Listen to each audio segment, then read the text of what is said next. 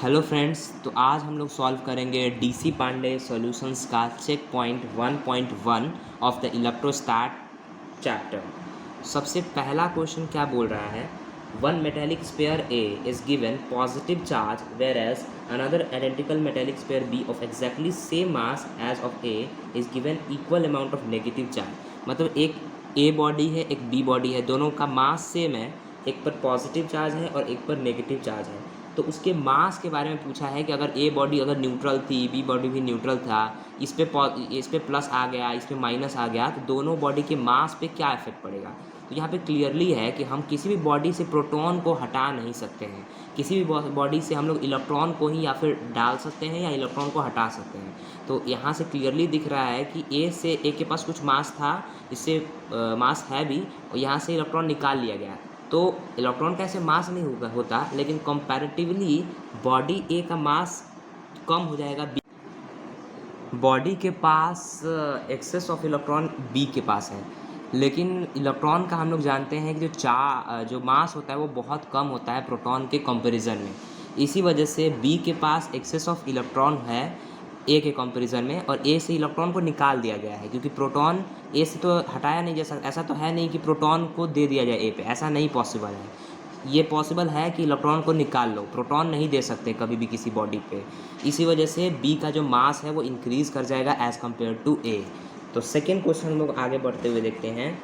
Second question क्या है, when 10⁻14 electron are removed from a neutral metal sphere then the charge on the sphere becomes. अब simple सा इसका फंडा है, ये फर्स्ट है। दूसरा, हम लोगों ने एक फॉर्मूला पढ़ा है Q बराबर N इंटू में E। बस इसमें यही बोला है कि बॉडी न्यूट्रल थी और इतना इलेक्ट्रॉन निकाल रहा है, बस इसमें रख देना है फॉर्मूला में 10⁻40, और इलेक्ट्रॉन का मास चार्ज 10⁻⁻90 में 90, 1.6 इंटू 10⁻⁻5 आ जाएगा, इतना इलेक्ट्रॉन आ जाएगा। अब इसमें ऑप्शन में माइक्रोकूलम प्लस माइनस प्लस, तो अब अगर मान लीजिए 10⁻14 इलेक्ट्रॉन को रिमूव करेंगे न्यूट्रल बॉडी से, तो उस पर पॉजिटिव चार्ज आएगा कि नेगेटिव चार्ज आएगा। और जाहिर सी बात है, रिमूव कर देंगे तो पॉजिटिव चार्ज, तो ये होगा प्लस। यहाँ पे आगे हम लोग यहाँ पे प्लस साइन तो हो गया। अब हम लोग क्या करेंगे, इसमें प्लस 1.6 यहाँ पे मैं सोल्यूशन कर रहा हूँ, इंटू 10⁻⁻5 है। इसमें 10⁻⁻1 ऊपर और नीचे गुणा करेंगे, क्यों? क्योंकि इसको माइक्रोकूलम में ले जाना है। तो आप देख सकते हैं 1.6 इंटू में 10, ये 10 ऊपर चला गया, और ये इतना मिल के कितना हो गया 10⁻⁻6, दैट इज़ 1 माइक्रोकूलम हो गया। और ये 10 में गुणा करेंगे तो 16 माइक्रोकूलम। इस वजह से आपका option A that will be your answer. तो थर्ड क्वेश्चन की ओर चलते हैं।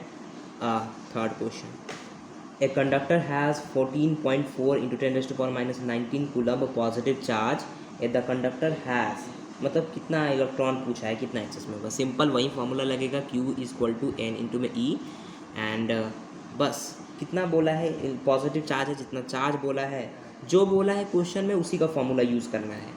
10⁻⁻90 बराबर नंबर ऑफ इलेक्ट्रॉन पूछा कितने होंगे, इंटू में इलेक्ट्रॉन का चार्ज लिख देना है 1.6 इंटू 10⁻⁻19 चार्ज हो गया। अब इसने क्या बोला है कि ये पॉजिटिव चार्ज, कंडक्टर के पास इतना पॉजिटिव चार्ज था, इसका मतलब नंबर निकाल दो यहाँ पे 14.4 इंटू 10⁻⁻90 बाई 1.6 इंटू 10⁻⁻90 और ये 9 बार में कटा गया, तो n की वैल्यू कितनी आ गई, 9। अब यहाँ पे समझने वाली मतलब मेन बात है कि 9, अब खुद सोचो कि इतना पॉजिटिव चार्ज था, अब इतना पॉजिटिव चार्ज कब आएगा, इतना पॉजिटिव चार्ज तभी आएगा, इसका मतलब पहले बॉडी न्यूट्रल थी और इतने इलेक्ट्रॉन को निकाल लिया गया। तो इतना इलेक्ट्रॉन को निकाल लिया गया, तो जो बचा इलेक्ट्रॉन है, जितना एक्सेस में इलेक्ट्रॉन होगा वही तो कितना होगा, जितना निकाला गया है उतना ही तो एक्सेस में होगा, क्योंकि बॉडी न्यूट्रल में थी। इस वजह से 9 इलेक्ट्रॉन का क्या हो गया, कमी हो गया है। इसी वजह से वही बॉडी पे कितना चार्ज आ गया है, इतना ही पॉजिटिव चार्ज आ चुका है। इस वजह से करेक्ट ऑप्शन तीसरा का डी हो जाएगा, दैट इज डी। चौथा क्वेश्चन की ओर चलते हैं। चौथा क्वेश्चन पूछा है कि चार्ज ऑन अल्फा पार्टिकल।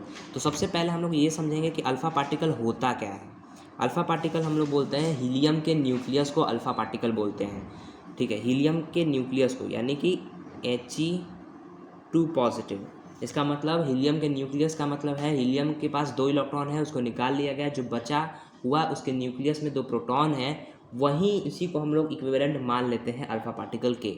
अब अल्फा पार्टिकल पे चार्ज कितना होगा, 2e का चार्ज होता है अल्फा पार्टिकल पे, तो 2 इलेक्ट्रॉन का चार्ज होगा, क्योंकि 2 प्रोटॉन जो है अंदर है, इस वजह से। अब 2 प्रोटॉन अगर अंदर है तो बस सीधे गुणा कर दो, वो 1.6 into 10⁻⁻90, that is 3.2 into 10⁻⁻90 coulomb का चार्ज आ जाएगा, वो भी किस चीज़ में, प्लस में है, इस वजह से आपका ऑप्शन सी करेक्ट हो जाएगा, that will be your answer. तो क्वेश्चन नंबर 5 क्या बोल रहा है, a body has -80 micro coulomb of charge, number of additional electron in it will be. साफ क्वेश्चन को देख के समझ में आ रहा है कि बॉडी पहले न्यूट्रल थी, उसके बाद एडिशनली चार्ज दिया गया माइनस का। क्यों, मुझे कैसे पता कि एडिशनली दिया गया, क्योंकि हम लोग जानते हैं किसी भी बॉडी से पॉजिटिव चार्ज को हम लोग निकाल नहीं सकते हैं, हम लोग या तो फिर नेगेटिव चार्ज का ही ट्रांसफ़र कर सकते हैं, इलेक्ट्रॉन को दे सकते हैं या फिर निकाल सकते हैं। तो सिंपल सा समझ में आ रहा है, एडिशनल इलेक्ट्रॉन क्यू बोला है, इसका फंडा क्लियर हो गया। फॉर्मूला यूज़ करना है, क्यू बराबर n इंटू में ई, बस रखना है। -80 कूलम है तो माइनस में 80 इंटू माइक्रो कूलम का 10⁻⁻6 नंबर ऑफ इलेक्ट्रॉन का चार्ज माइनस में होता है 1.6 इंटू 10⁻⁻90।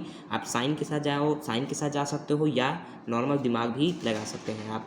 10⁻⁻6 बाई है ना 1.6 इंटू 10⁻⁻90, ये 80 हो गया है, 50 ये हो गया 10⁻, ऊपर जाएगा -6 इंटू 10⁻+90, 50 इंटू 10⁻30 एंड 5 इंटू 10⁻40, और ये इसका आपका सी ऑप्शन आंसर हो जाएगा। क्वेश्चन नंबर 6 आइए हम लोग देखते हैं। ये स्टेटमेंट वाला क्वेश्चन है और नीट में बहुत ज़्यादा इसकी डिमांड भी है स्टेटमेंट वाले क्वेश्चन की। सबसे पहले, which of the following is correct regarding electric charge, कौन सा सही है इलेक्ट्रिक चार्ज के regarding. First, if a body is having a positive charge then there is a shortage of electron. अब क्या ये सही है, पॉजिटिव चार्ज है तो इसका मतलब इलेक्ट्रॉन का शॉर्टेज है, दिस इज़ द ट्रू। क्यों, पॉजिटिव चार्ज है इसका मतलब यही तो हुआ कि इसके पास इलेक्ट्रॉन निकाल लिए गए हैं। If a body is having a negative charge then there is excess of electron, ये बात भी सही है, नेगेटिव चार्ज है इसका मतलब क्या है, एक्सेस ऑफ इलेक्ट्रॉन है। Third option, minimum possible charge is equal to ±1.6 into 10⁻⁻90 microcoulomb coulomb, ये बात भी सही है, क्योंकि मिनिमम चार्ज जो है किसी भी चार्ज का, इलेक्ट्रॉन का चार्ज या प्लस भी लिख दिया है, प्रोटॉन का चार्ज प्लस माइनस है, बस मिनिमम चार्ज की वैल्यू तो उतनी हो सकती है। चार्ज क्वांटाइज होता है एज यू नो, हम लोग जानते ही हैं, उसका फार्मूला भी वहाँ पे पुट किया गया है, इस वजह से इसका ऑप्शन क्या हो जाएगा, डी, क्योंकि सारे ही सही है। लेट्स, अब हम लोग चलते हैं क्वेश्चन नंबर 7। क्वेश्चन नंबर 7 पर, when a glass rod is rubbed with a silk it.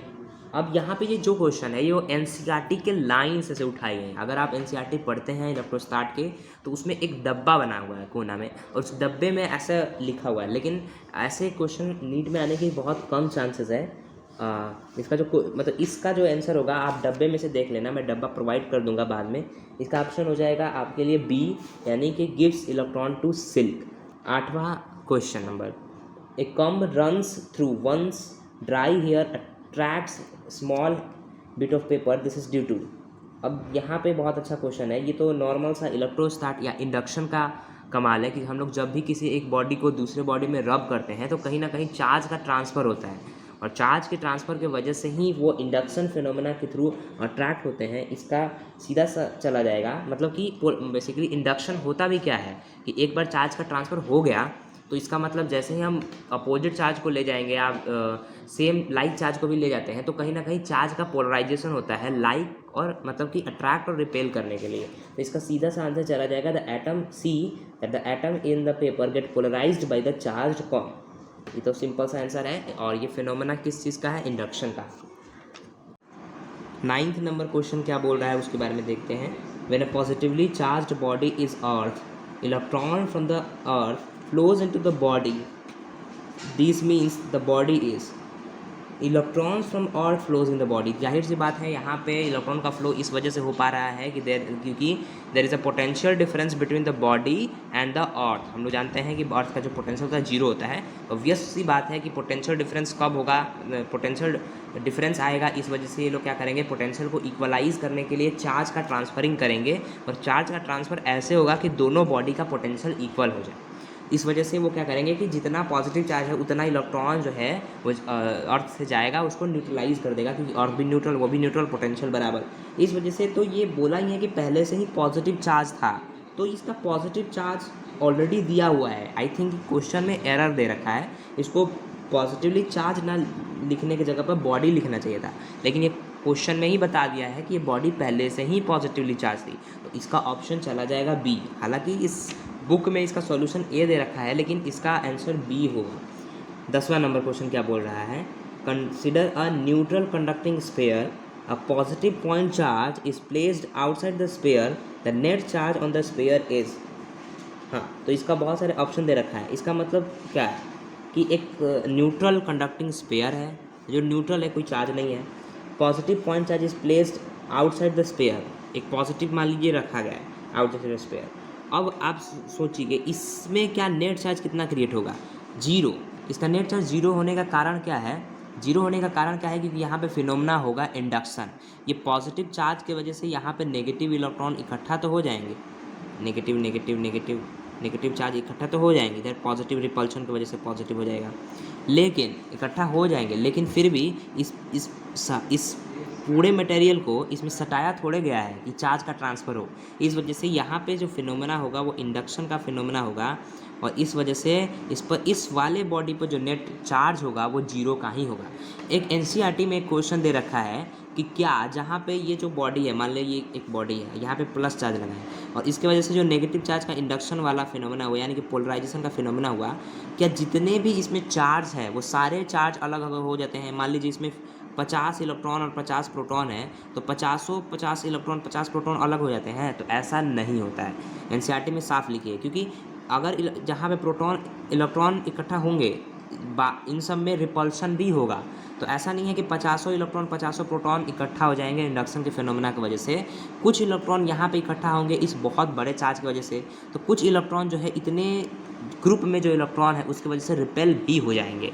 और यहाँ पे जो प्लस ये रिपेल क्यों हो रहा है, कुछ प्लस चार्ज जो है इस नेगेटिव चार्ज की ओर अट्रैक्ट भी होंगे, तो कुछ इस बड़े से प्लस चार्ज से रिपेल भी हो जाएंगे। तो दिस इज़ द फिनोमेना, और इसका जो ऑप्शन जाएगा दैट डी आंसर जाएगा। ओके, तो अगले जो चेक पॉइंट्स आएंगे वो नेक्स्ट वीडियो में आएंगे, और उसका प्लेलिस्ट भी आगे मिल जाएगा।